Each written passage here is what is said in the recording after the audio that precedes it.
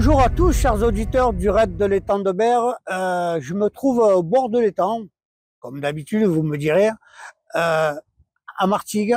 Je suis venu rencontrer notre marraine, Clémence Calvin.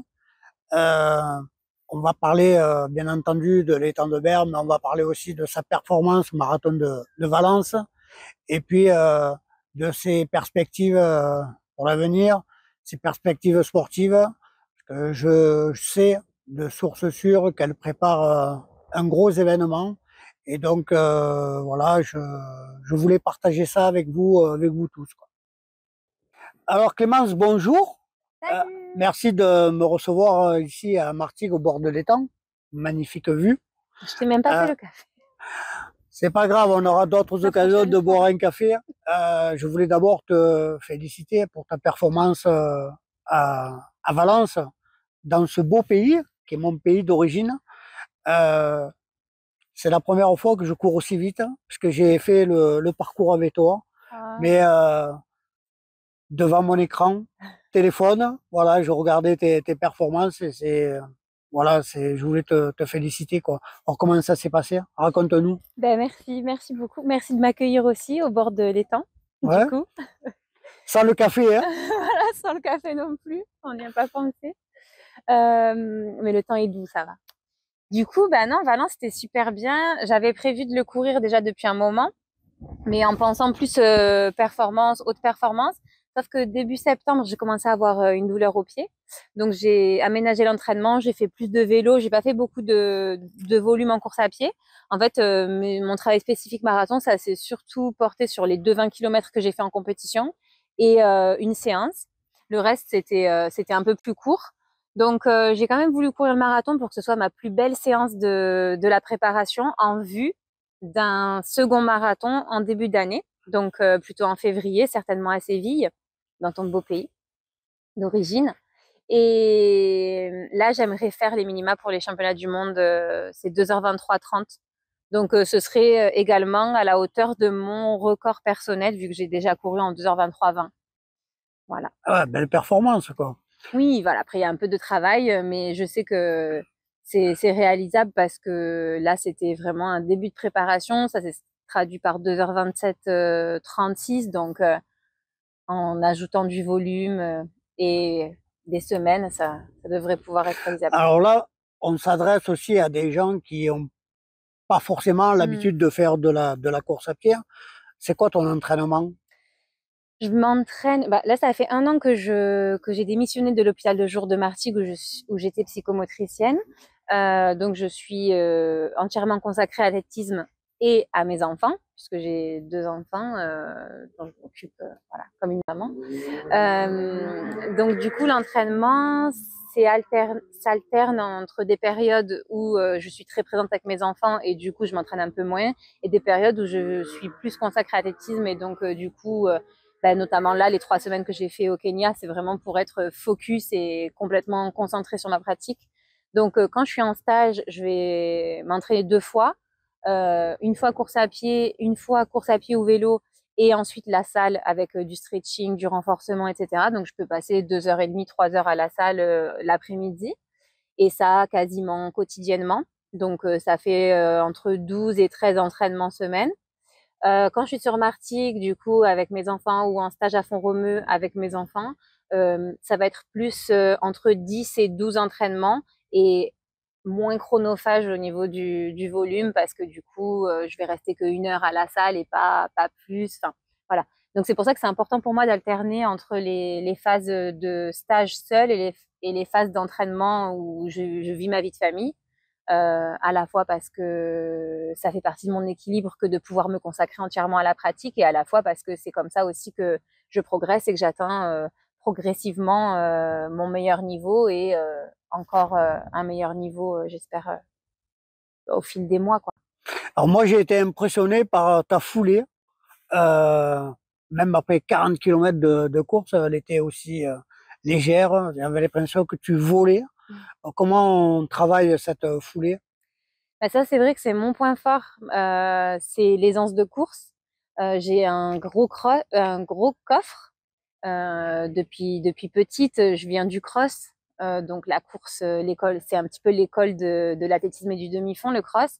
Et ça développe beaucoup de compétences musculaires, d'endurance de force. Ça veut dire la faculté du muscle à se mobiliser au fil de l'effort.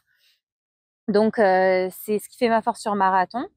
Euh, Après, c'est vrai que maintenant, avec la nouvelle technologie, il y a quand même une facilité à rester sur une foulée de qualité parce qu'il y a le renvoi de la chaussure carbone qui fait que le muscle il est moins éreinté par l'effort aussi. Donc, il s'économise et ça permet de garder la foulée.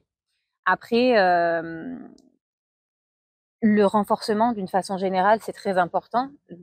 Le renforcement musculaire pour prévenir les blessures, mais aussi pour avoir cette capacité à maintenir une belle foulée dans un effort de durée et une capacité à aller plus vite dans cet effort de durée aussi. C'est un petit peu la clé pour progresser sur le long, en fait. Il n'y a pas que le volume au niveau kilométrique de course, etc. C'est pas seulement comme on entend, faut faire des bornes, des bornes, des bornes. Non, si tu entretiens et que tu crées une bonne qualité musculaire, c'est aussi un gros point fort pour être fort sur marathon. Je voulais te parler des perspectives et des projets que tu avais, mais bon, j'ai entendu que tu voulais faire le marathon de Séville, qui à mon avis est un marathon très rapide, et que tu veux faire ce marathon pour faire les minima, pour participer au championnat du monde. Oui, c'est ça, ce serait à la fois au niveau de mon meilleur temps. Donc, ce serait une belle réalisation que de réatteindre ce niveau-là.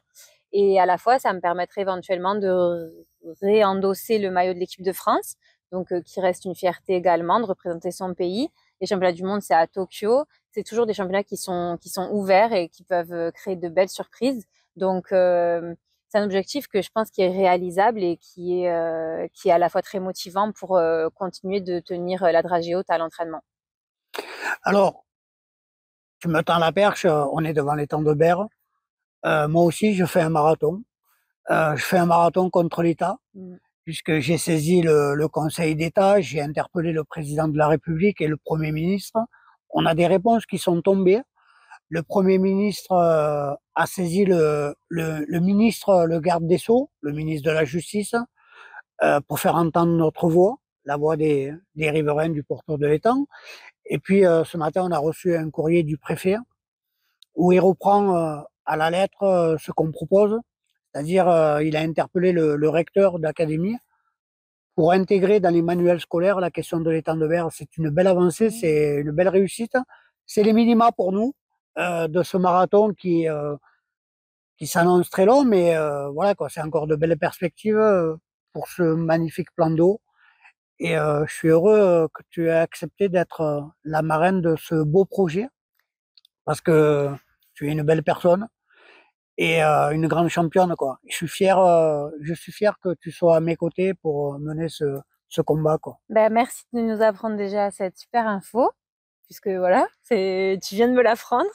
Donc, trop top. Vous pouvez être fiers de vous, fiers de votre combat et de tout ce que vous avez réussi à déjà tamponner c'est de l'acquis. Donc, ça, c'est beau, c'est pour les temps et pour la suite, c'est que positif. Ça peut ramener encore du monde à votre cause et à notre cause, du coup, puisque je suis nouvellement arrivée avec vous. Euh, voilà, c'est une fierté parce que à la fois c'est un magnifique plan d'eau comme tu disais et le manuel scolaire c'est l'apprentissage des tout petits donc ça nous marque à vie et ça c'est une belle reconnaissance donc ça c'est vraiment chouette. Alors c'est quoi le prochain objectif après le manuel scolaire? Alors, le prochain objectif, c'est de lancer le projet Les Rencontres de l'école. Mhm. On a lancé ça du campus Folong à Miramas. Au mois de décembre, on sera ici, à Martigues, puisqu'on va aller dans les quartiers populaires, parce que cet été, lorsque j'ai assisté à la course des Ponts Bleus, ici même, sur la plage de Ferrières, elle était bondée de monde, mais personne dans l'eau. Le maire avait décidé de fermer la plage. Et donc, chaque fois qu'on ferme les plages, on condamne les populations les plus fragiles à rester chez elles. Et ça, pour moi, c'est inacceptable. C'est une injustice qu'on veut réparer. Et donc voilà, c'est le prochain projet. Et j'espère que tu m'accompagneras dans cette belle aventure jusqu'au bout, quoi. Descendre à Martigues. Voilà, Descendre à on ira à Martigues. la rencontre des gens. Merci Clémence Merci. et à bientôt. À bientôt. Merci.